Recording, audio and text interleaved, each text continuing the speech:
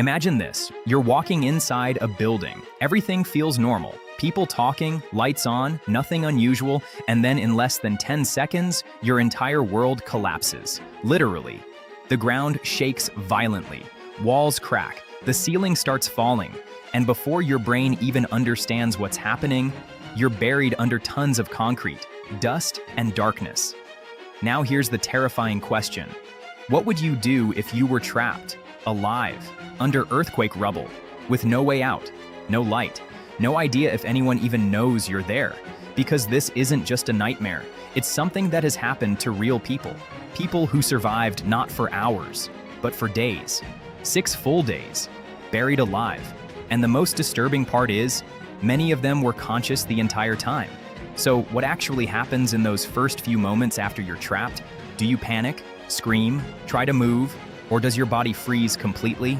Because the truth is, your survival in those first 60 seconds decides everything. When the collapse happens, your body goes into shock, your heart rate spikes, adrenaline floods your system, and your brain switches into survival mode. But here's the problem. You're trapped. You can't move properly. Maybe your legs are pinned. Maybe your arms are stuck. Maybe you're in complete darkness. And every second that passes, the dust in the air makes it harder to breathe. Now imagine inhaling broken concrete, insulation, toxic particles, your lungs burning, your throat dry. And yet, you have to stay calm, because panic will kill you faster than anything else. Now here's something most people don't realize. In many cases, survivors are not completely crushed.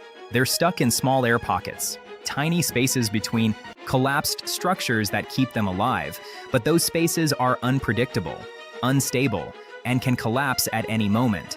So the question is, would you try to move and risk everything falling further, or stay still and hope someone finds you? And this is where your mind becomes your biggest enemy. Because in complete darkness, with no sense of time, your brain starts to lose control. Minutes feel like hours. Hours feel like days, and you begin to hear things. Distant noises, imagined voices, or maybe real rescuers, but you don't know. And that uncertainty slowly breaks you. Now think about this. How long can a human survive without water? Around 3 days, maybe more under certain conditions. But under rubble, with stress, injuries, and dehydration, that time drops fast. Your mouth becomes dry, your lips crack, your body weakens, and every movement drains precious energy. And here's the most critical mistake people make. They waste energy trying to escape immediately, pushing, pulling, struggling.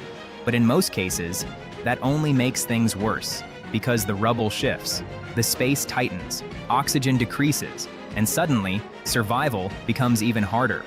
Now ask yourself, if you knew rescue might take days, would you have the mental strength to stay still, to conserve energy, to wait, not knowing if anyone is even coming, because that's exactly what these survivors faced. Total uncertainty, total isolation, and the constant fear that this could be the end. And yet, some of them survived, not by strength, but by strategy, by controlling their breathing, minimizing movement, staying mentally focused, and holding on to one thing, hope.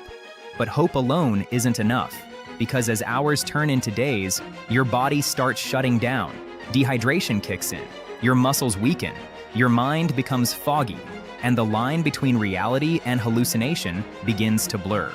You might think you hear rescuers. You might think someone is calling your name, but it could all be in your head. And that's when the real battle begins.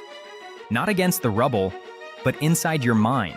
Because staying conscious, staying calm, and staying alive for 6 days requires something most people don't have.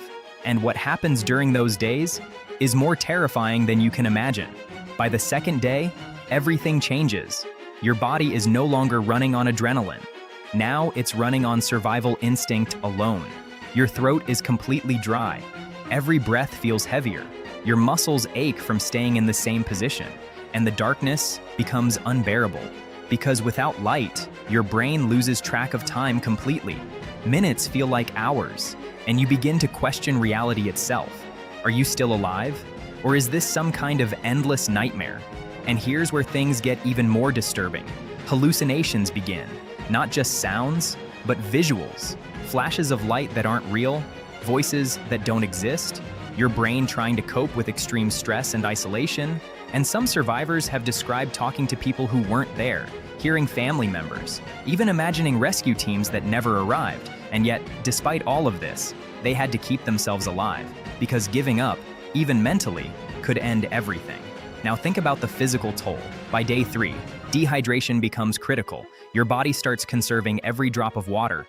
Your urine darkens, your skin dries out, your lips split open, and if you're injured, the pain becomes constant, sharp, unavoidable, and there's nothing you can do about it.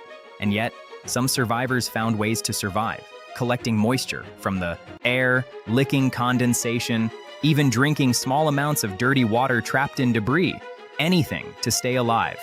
Now here's the question. Would you do the same, knowing the risk of infection? Or would you wait, hoping for rescue? Because by day 4, hope starts to fade. Your energy is almost gone. Your body is weak. Your mind is drifting. And every second feels heavier than the last. And this is the point where many people lose the will to survive. But the ones who make it do something different. They create a purpose. They talk to themselves. They stay mentally active. They force their brain to keep going. Because once your mind gives up, your body follows. And then comes day 5, the breaking point. Your body is on the edge of failure. Dehydration severe, muscles barely functioning, breathing shallow, and yet, somewhere in the distance, you might hear something, a faint sound, a knock, a voice, or maybe just imagination. And that uncertainty is the hardest part, because you don't know if rescue is close or if you're completely alone. And then, day 6, the moment everything changes. Rescuers finally locate signs of life, maybe a faint sound, maybe movement, maybe just luck, and they begin digging, slowly, carefully, because one wrong move could collapse everything. And inside that darkness, the survivor hears it. Real sounds this time, voices, tools, hope returning after days of silence.